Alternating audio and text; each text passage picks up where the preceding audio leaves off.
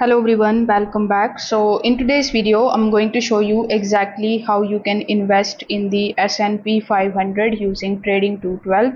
So first of all, you need to simply launch your Trading 212 application. Afterwards, you just have to tap on this drop down menu in order to basically get access to your investment account. Now, when you have your investment account available over here, you just have to simply tap on this search icon here in the bottom. Now over here in the search bar, you just have to simply search for S&P 500.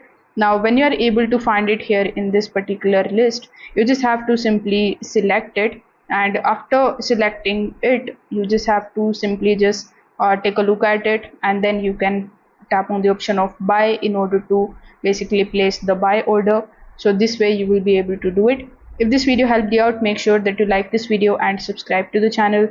If you have any questions, you can just simply drop them in the comment section below. Thanks for watching, and I will see you in the next one.